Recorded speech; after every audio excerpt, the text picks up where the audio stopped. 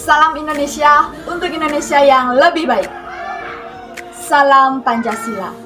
Perkenalkan, nama saya Niluh Devi Merayani, NIM 20210140001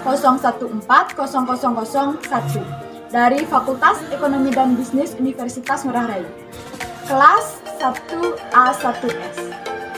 Di sini saya akan menjelaskan tentang 9 fungsi dari Pancasila. Yang pertama, Pancasila sebagai identitas bangsa atau identitas nasional. Identitas adalah ciri-ciri atau keadaan khusus seseorang. Jati diri dan identitas nasional, identitas bangsa. Indonesia tercipta dari berbagai nilai-nilai kultur suku bangsa yang ada di suatu daerah. Identitas nasional Undang-Undang Dasar 1945.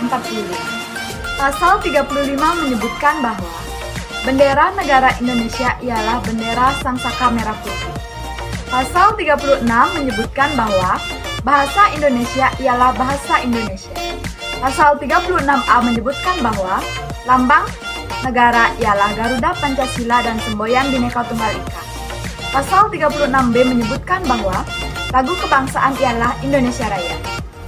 Yang kedua, Pancasila sebagai kepribadian bangsa.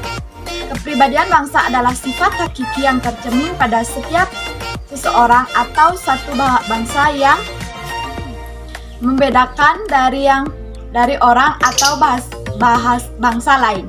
Ciri-ciri watak normal yang ada pada banyak warga suatu kesatuan nasional. Pancasila disebut juga sebagai kepribadian bangsa. Artinya, nilai-nilai kesatuan, kemanusiaan, persatuan, keyakinan, dan keadilan diwujudkan dalam setiap mental dan tingkah laku serta amal perbuatan. Sikap mental, tingkah laku, dan perbuatan bangsa Indonesia mempunyai ciri khas, artinya dapat dibedakan dengan bangsa lain. Pancasila sebagai pedoman hidup bangsa. Pancasila sebagai pedoman hidup atau way of life berarti nilai-nilai Pancasila melekat dalam kehidupan masyarakat dan di dalam norma dalam bersikap dan bertindak. Semua aktivitas keadilan bangsa Indonesia harus sesuai dengan sila-sila dari Pancasila. Pancasila sebagai jiwa bangsa.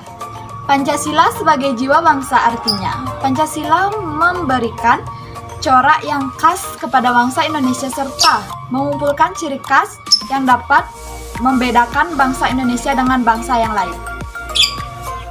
Pancasila sebagai perjanjian luhur. Pancasila sebagai perjanjian luhur telah berfungsi dan disepakati melalui Sidang Panitia Persiapan Kemerdekaan Indonesia atau PPKI tanggal 18 Agustus 1945.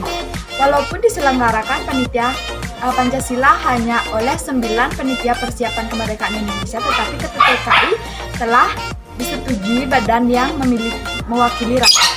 Pancasila sebagai dasar negara. Pancasila sebagai dasar negara adalah bahwa Pancasila disebutkan sebagai dasar atau panduan untuk mengatur pemerintah negara, ataupun sebagai dasar untuk mengatur seluruh penyelenggaraan negara.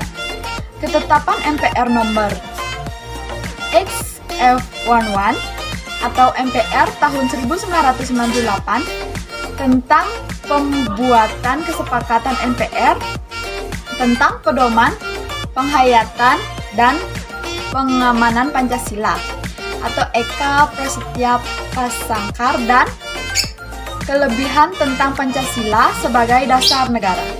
Pancasila sebagai ideologi. Pancasila sebagai ideologi negara serta ideologi luas adalah visi atau arah kehidupan bangsa dan bernegara di Indonesia. Visi tersebut adalah terwujudnya kehidupan yang menjunjung tinggi ketuhanan, nilai kemanusiaan, persatuan, keyakinan, dan keadilan.